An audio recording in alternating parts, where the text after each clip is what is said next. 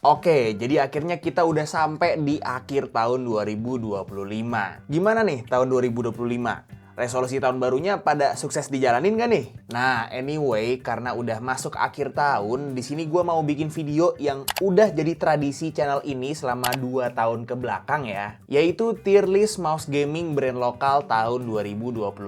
Dan masih sama kayak tier list di 2 tahun sebelumnya, di tier list kali ini tuh gue cuma bakal bahas mouse gaming yang dikeluarin sama brand lokal aja, atau ya bisa dibilang mouse-mouse ODM lokal lah. Kenapa gue cuma bahas mouse gaming brand lokal aja? Karena memang jujur yang biasanya gue review dan gue cobain di channel ini tuh mostly cuma mouse dari brand lokal aja. Gue tuh jarang banget bahas mouse gaming dari brand luar, dan kalaupun misalnya gue masukin mouse-mouse dari brand luar yang udah gue pernah review, itu nanti bakal ada pertanyaan tuh kayak, kalau misalnya dibandingin sama mouse yang ini kayak gimana bang? Kalau mouse dari brand ini kayak gimana bang? Kan susah ya, karena gue juga nggak terlalu banyak nyobain mouse gaming dari brand luar juga. Tapi kalau dari brand lokal, gue bisa bilang mostly udah pernah gue review atau ya minimal pernah gue cobain lah. Jadi semoga itu menjawab pertanyaan kalian seputar tier list mouse gaming brand lokal gue yang udah gue bikin selama 2 tahun terakhir ini ya, dan yang sekarang ini juga, yang tahun 2025. Dan langsung aja kita masuk ke jenis tier-tier yang bakal gue bahas di video ini. Nah, jadi memang tier list kali ini tuh bakal agak beda dari 2 tahun sebelumnya, karena kan kalau tier list mouse gaming gue yang 2 tahun sebelumnya tuh kayak cuma ada tier S, terus tier A, tier B, tier C, dan sebagainya gitu kan. Nah, makin kesini tuh gue ngerasa kalau mouse gaming itu kayak nggak bisa dikategoriin dengan tier-tier yang simple kayak gitu aja. Karena aspek yang dibandingin antar satu mouse dan mouse yang lainnya itu cukup banyak, dan persaingan antar brand lokal pun juga makin ketat gitu kan. Jadi sekarang gue juga nggak bisa gitu ngasih jawaban definitif kayak misalnya mouse A tuh tier S, terus mouse B ini tuh tier B gitu kan. Nah, karena itu di video ini gue bakal bikin tiernya itu kayak gini. Yang pertama itu ada Best Mouse 2025. Ini bakal gue nobatin di akhir videonya ya, setelah gue udah ngebahas tier mouse-mouse yang lain. Terus di bawahnya itu ada tier must buy, yang ibaratnya tuh isinya mouse-mouse yang paling worth it buat dibeli di harganya. Terus ada tier second choice, yang mana isi dari tier ini tuh bisa dibilang kayak mouse-mouse yang sebenarnya lumayan oke buat dibeli kalau misalnya mouse-mouse yang ada di must buy ini tuh stoknya pada habis gitu. Karena mereka tuh mouse-mouse yang lumayan bagus tapi nggak sebagus yang ada di tier must buy. Terus di bawahnya lagi ada tier overpriced. Ya jelas aja ya, isinya mouse-mouse yang overpriced alias harganya tuh nggak sesuai atau lebih mahal daripada yang apa yang kita dapat gitu kan. Terus di bawahnya lagi ada tier goib, yang artinya mouse-nya itu udah di-discontinue sama brandnya, alias stoknya tuh udah susah gitu buat dicari, dan akhirnya kalaupun ada toko yang masih punya stoknya, itu biasanya harganya tuh digoreng-goreng. Jadi itu dia untuk tier-tiernya. Kalau untuk mouse-nya, memang di tahun 2025 ini tuh mouse yang keluar atau yang rilis dari brand lokal itu nggak serame atau sebanyak di tahun 2024 kemarin. Jadi di sini gue memutuskan buat nyatuin mouse-mouse yang ada di kategori budget sama di kategori flagship, itu jadi satu video aja, supaya ya nggak usah kebagi-bagi jadi banyak video lah. Nah, mouse yang mau gue bahas di video tier list ini itu ada dari Vortex series, dan dari mereka itu ada semua seri Ignix, jadi F1, F1 Pro, F3, F3 Pro, F5, F5 Pro, dan F7 dan F7 Pro. Terus dari Press Play ada Press Play Atlas, Press Play Spirit dan Spirit Pro, sama Press Play Firefly. Dari Fantech ada Fantech Tanto yang sekaligus jadi placeholder Tanto E dan Tanto S. Dan dari NYK Nemesis itu ada Nemesis MQ31 dan Nemesis MQ32. Sebenarnya masih ada juga mouse-mouse dari brand lokal lain, kayak misalnya Rexus tuh ada keluarin yang seri Arca sama Shaga mereka yang baru. Terus kalau nggak salah DBE tuh sempat ada keluarin mouse gaming juga gitu kan. Tapi tenang aja, semua itu tuh bakal gua bahas di video ini. Jadi langsung aja kita masuk ke tier yang paling gampang buat dibahas, yaitu tier goib ya. Itu cuma ada satu mouse, yaitu NYK Nemesis MQ31.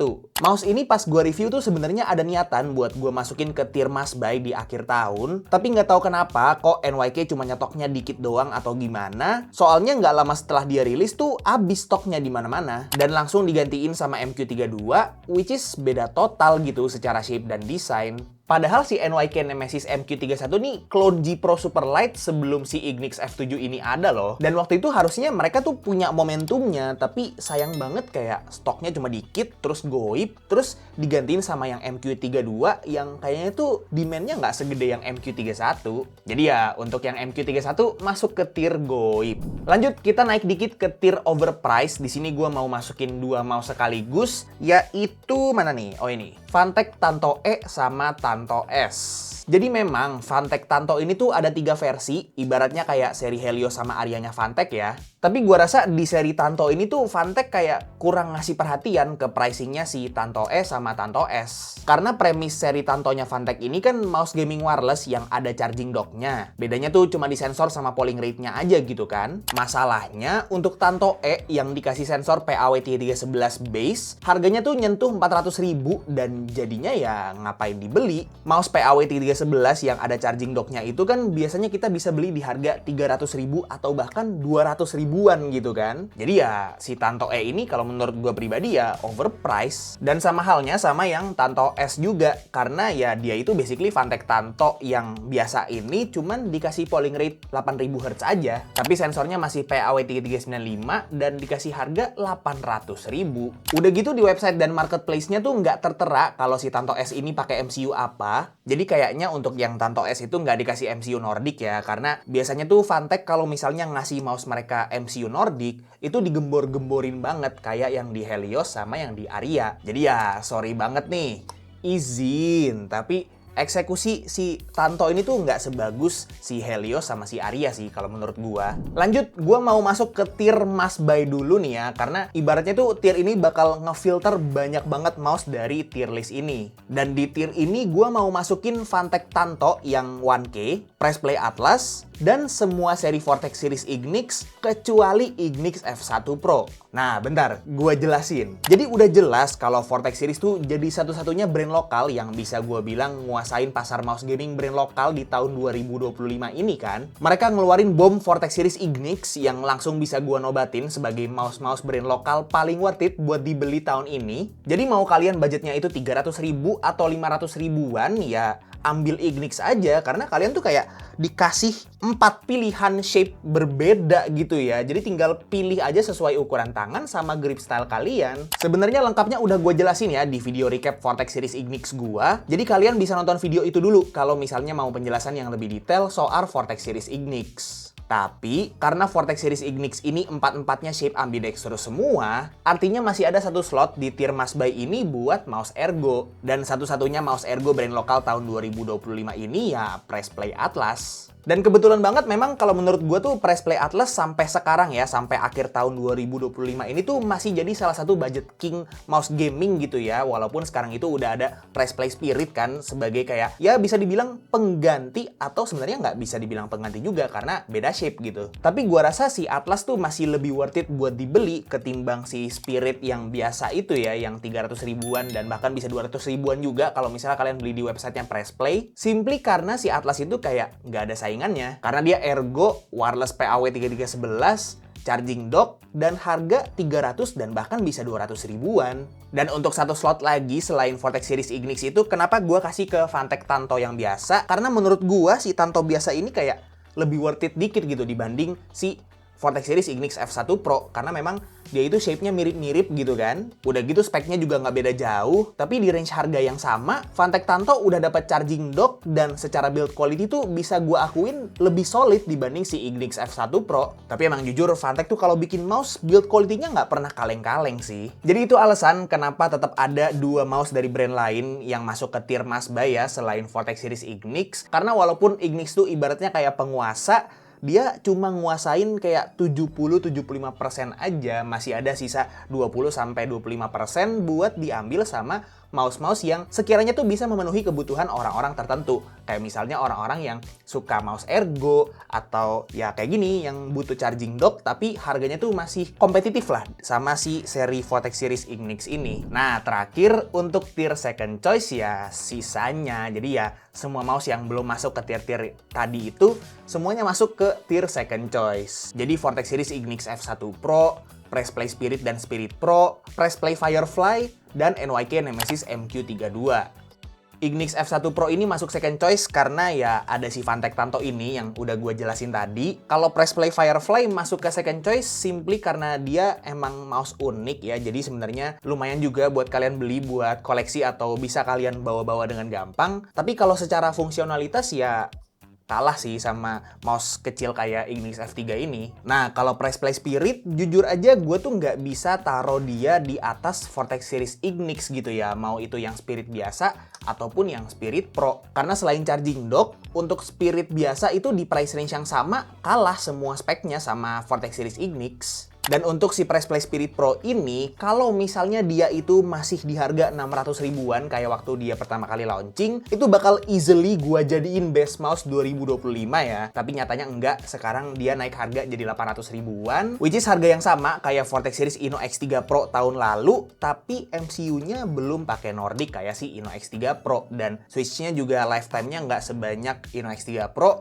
Jadi ya satu-satunya hal yang bikin dia menang dari si Inno X3 Pro tahun lalu itu cuma fakta bahwa dia itu ada charging dock-nya aja. Sisanya ya either sama atau bahkan kalah gitu. That's why si Spirit Pro ini masuk ke second choice karena kalau misalnya kalian somehow bisa nemuin stok Inno X3 Pro, kalian ya ambil Inno X3 Pro aja. Kalau misalnya nggak ada stoknya, baru ambil si Spirit Pro ini. Dan kalau untuk NYK Nemesis MQ32, itu sebenarnya secara price to performance menarik banget ya. Karena shape-nya juga lucu gitu kan, bawahnya bolong-bolong. Cuman kalau secara head to head ya tetap kalah gitu sama seri Ignix. Dan artinya itu juga berlaku sama mouse-mouse 300 ribuan PAW3311 yang lain. Kayak Rexus Arca, Rexus Shaga, Rexus yang AOT, mouse-nya DBE, itu semuanya masuk ke second choice simply karena ada Vortex Series Ignix. Yang artinya selama Vortex Series Ignix ini tuh ada stoknya, ya beli Vortex Series Ignix aja. Nah, masih ngomongin soal Vortex Series Ignix, kemarin tuh gue sempet ada main-main ke Komifuro, dan